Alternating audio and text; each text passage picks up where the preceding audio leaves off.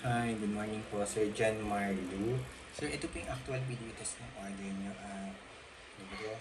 Asus RX 570. Tama ba? Yes, Asus RX 570. And ROG Strix. Yan po siya, sir. Yan, napaka-smooth, napaka-tahimik ng fan. Sir, may 8-pin power connector required siya.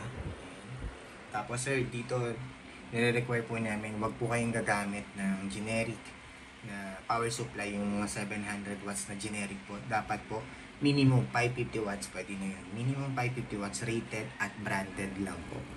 Wag po yung generic na power supply na 700 watts. Hindi po siya yung talagang 700 watts yung kaya niyang i-load. So, malakas na po itong video card na to. So, at least, invest po tayo sa rated at branded po na power supply. Minimum 550 watts, okay na po yun. Yung mga brands like po yung MSI, Asus, Gigabyte, Corsair, Seasonic, yun po. Basta wag lang po yung mga generic na brand. Okay po, so ingat. Kahit brand nyo po yung unit nyo, yung computer nyo, tapos gagamitin nyo na masisira din po yun. Yun po usually cause na masisira yung computer parts nyo, yung mga generic na power supply. Kaya po, invest po tayo sa ng magandang power supply para po magtagal yung mga computer parts nyo, especially yung video card. Okay? Ito ka lang po yun sir.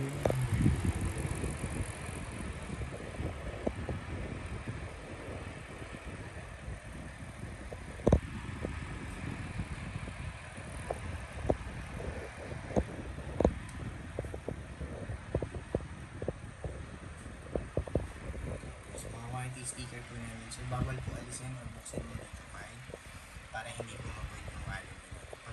Pag binuksan po yung video card, yung list warranty sticker, void po yung warranty. Hindi po kami mag-accept ng warranty na binuksan po yung video card. Lahat naman po yung store nyo. Yung warranty sticker, bawal po alisin. Kahit brand new po yan, yung warranty sticker. Bawal po alisin. So pag may problem, message nyo na po kami sa kami po ang message na matutulungan namin. Basta huwag nyo na po bubuksan yung warranty sticker. May warranty naman po kayo. Kung may problem po kami po ang message.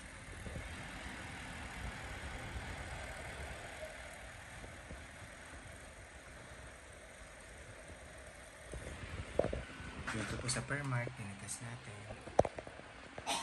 Yung time running nyo po dito, 4 minutes, and 28 seconds.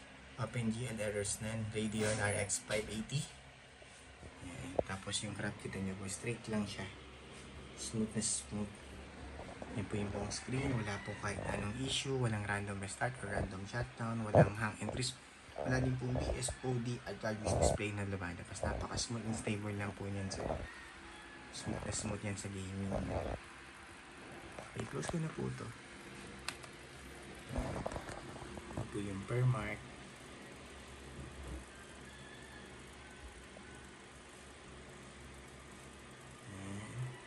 Ito po yung MSI Afterburner, yung reading niya.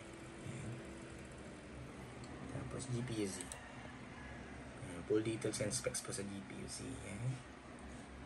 Sensor, yan. Lahat naman po may reading po. Then driver check, right click lang po dito sa desktop.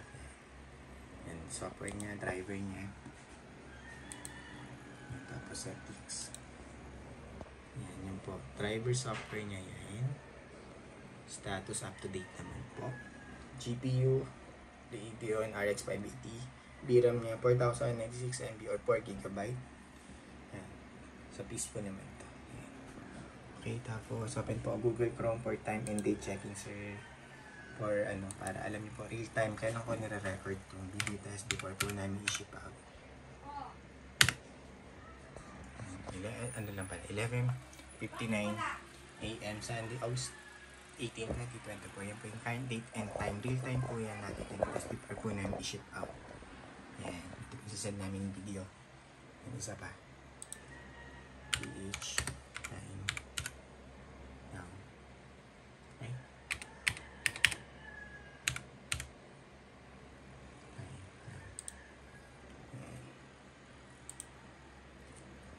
So, same lang po sila. Yung heart rate and time natin. Real time po yan.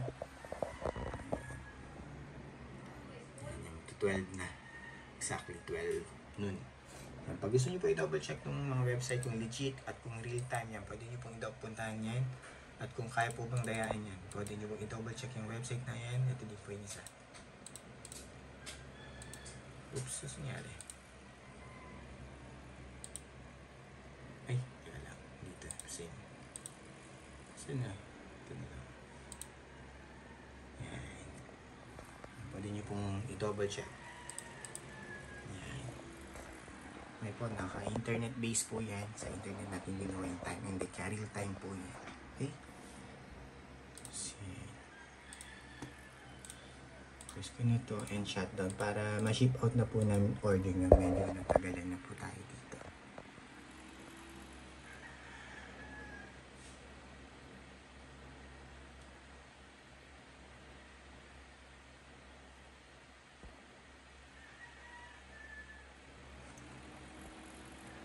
Ayan. Fine po sir, po yan, wala po yan. Sira, buong-buo, tahimik lang. Power supply po sir, note ko lang.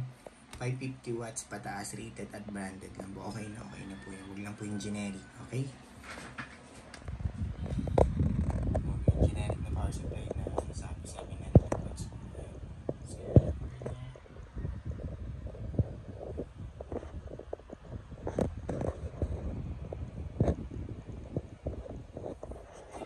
warranty sticker po namin, bawal alisin. Pag may problem po, kami po ang message na head namin po kayo. Ito po sa concealer namin. Okay, yun lang po sir. Thank you po. Bye.